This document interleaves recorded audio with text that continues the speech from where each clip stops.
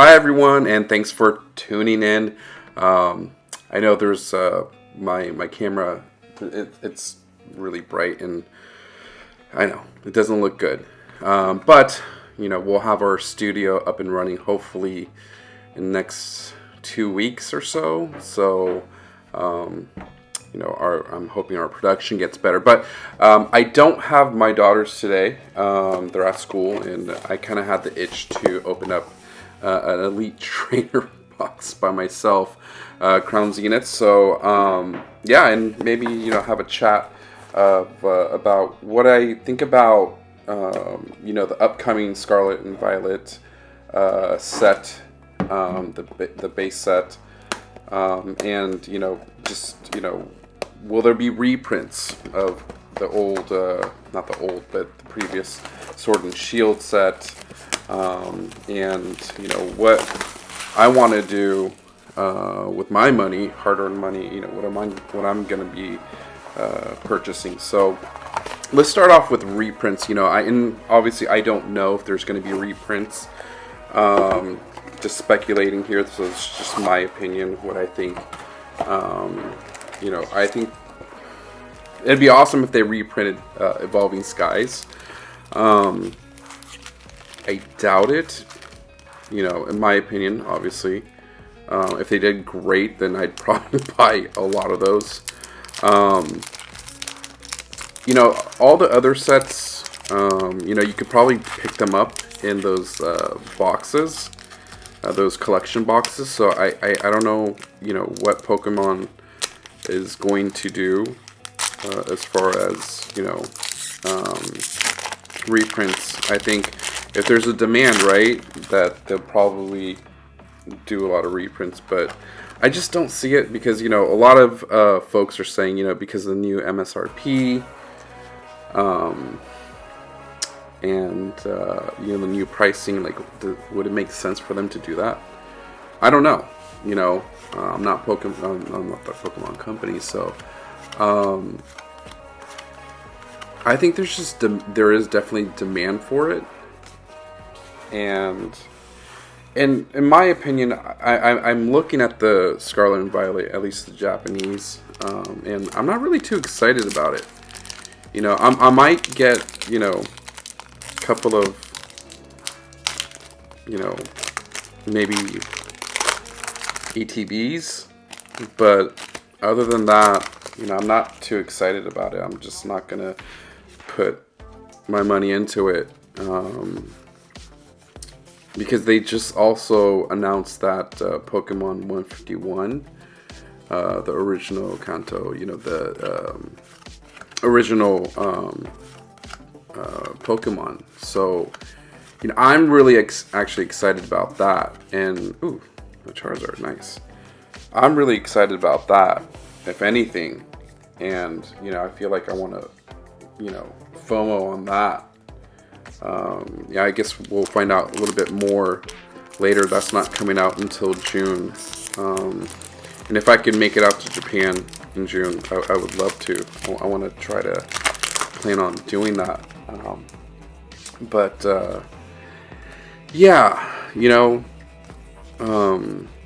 And I'm starting to see that, Crown Zenith, at least for the ETBs, it's really kind of hard to get more. I'm looking online, and prices are going up, so I'm hoping. Ooh, nice. It's hard to talk and then look at these Pokemon cards at the same time. That's awesome. Ooh, and I'm gonna be. I better sleep that up. I lost my train of thought, but yeah, I just don't know if they're gonna reprint these. I hope so. I would love, the ETBs to be reprinted, but in the next 5 months or so, they're going to be releasing more Crown Zenith products, and for me, I'm probably going to buy every single one of them, but when it comes to the value, like buying per pack. I believe like the tins would probably be best from a financial standpoint. I think, I think the per pack makes sense. But yeah, I don't know the pull rates on those. If you know, have experienced the pull rates on tins, maybe it might be different for Crown Zenith, but let me know, comment below. But yeah, I mean, these are really fun to just open, right? And I'm doing a video too on the four boxes that we bought. So we bought the what is it? The Shiny Universe, I think it was called. The Shiny V, the Japanese box, VMAX Climax, and then the V-Star Universe, and then the Crown Zenith. So we're doing a video on that. So that'll probably be posted hopefully sometime next week. Ooh, nice. Oh, I don't have this card. Dunsparce. Okay, I don't have that. So that would be exciting. But going back to just, what I think, in my opinion, again, what's going to happen is hopefully, if they do reprints of Sword and Shield, what I'm really looking forward to is, Evolving Skies. I'm hoping there's more of Evolving Skies. Then I'd probably go crazy on that. But other than that, I think I'm pretty much done with Brilliant Stars, Lost Origin. I'm still chasing that Lugia. So I know that Silver Tempest is pretty available. I know you can buy it, MSRP on the Pokemon Center store. So obviously it's available. But do I want to spend that much money on the Lugia? Maybe I should just, buy the single and just call it quits. I'm trying not to purchase the card just because for me, I like to pull the card, just to say like, yeah, I pulled the card, right?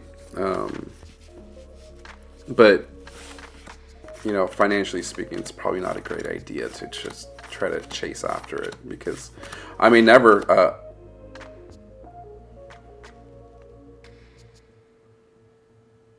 I got a Palkia gold. I may never pull the Lugia, so and I think I've bought 2 cases already of Silver Tempest, and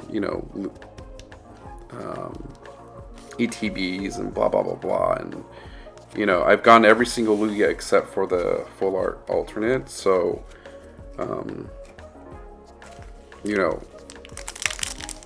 most people would just say, dude, just buy the single, right? It just doesn't make sense, because the ROI on it,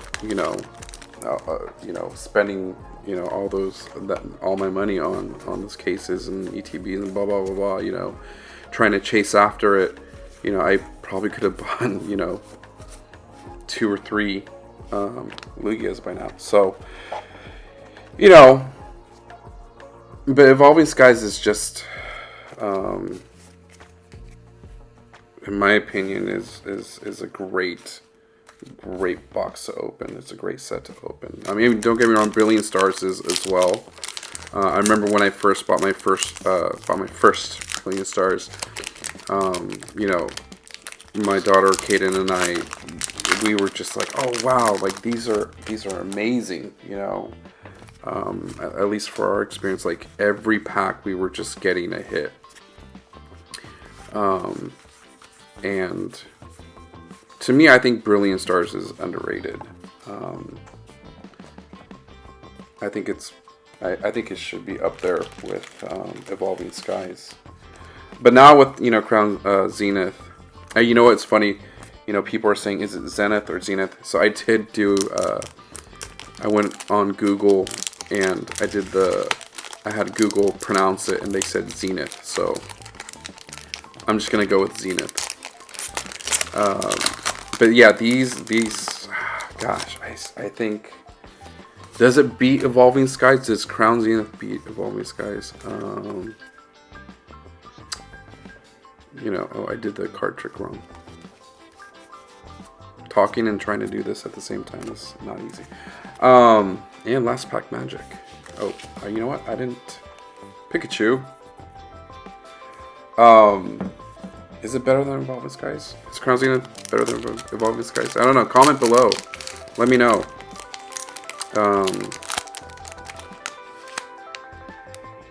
I would say almost yes, only because I'm getting hits, right? On all these packs. And if you've opened up a booster box of Evolving Skies, I mean, it's not the greatest experience, in my opinion. Ooh, I've been wanting this, the Radiant Charizard. Not the greatest experience because, you know, there's a lot of alt arts in there, I believe. There's definitely a lot of chase cards. The biggest one is of course, Umbreon and Rayquaza. And I didn't hit any of those. And I probably went through 12, maybe more booster boxes. More than that, probably. And at the time when I started collecting, I mean, it was fairly affordable, you know. And when I say affordable, I mean, like, it's not at the crazy, I don't know, what is it, $300, $400 now? But I think I was getting it around the low 100s. And, yeah, you know, and sure, you know, collecting, you know, buying those can be expensive, right?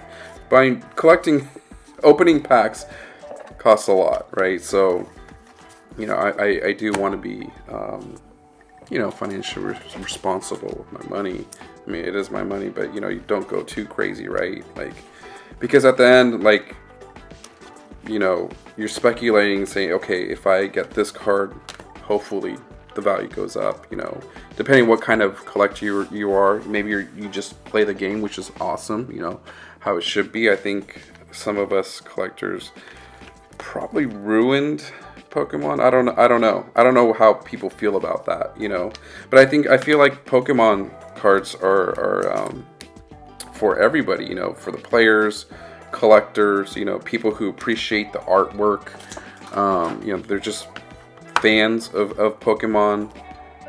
So I think Pokemon has created a great community for sure. I've met a lot of amazing people, you know, in a lot of great communities, like you know, Discords and like Danny Phantom,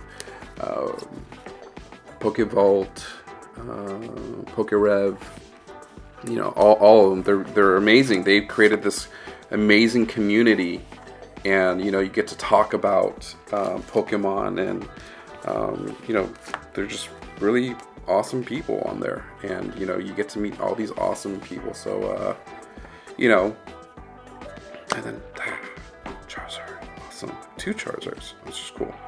I can't believe I got this gold. I got this Palkia. I think I already have this one. No, I don't. I don't think I have it. But anyways, I'm sorry. I'm rambling on, but my point is, right, Pokemon is going to be here for a very long time, I think. But as far as like cards, you know, what do I want? What am I focusing on? I think Evolving Skies, if it reprints, great. I think I'll go crazy on that. I'm probably gonna, you know, buy some Scarlet and Violet when it comes out. I'm not gonna invest a whole lot. I'm sure my daughter's gonna be bummed, but hopefully I have, you know, some product in place so we could, you know, keep opening, because she loves just opening packs and just looking at the artwork. And then yeah, I think the Pokemon, that 151 that comes out in June in Japan, I think I'm, probably gonna FOMO on that. I think that's amazing, But yeah, tell me what you think. What are you gonna do for 2023 with Pokemon? I'm really excited to see what they're gonna be doing this year. So, and hopefully, they do something awesome. I mean, how are they going to beat this Crown Zenith, right? I mean, I don't know. Is there going to be an equivalent to Evolving Skies in the Scarlet and Violet? I don't know. We'll see. But thanks for dropping in, and I will talk to y'all later. Bye.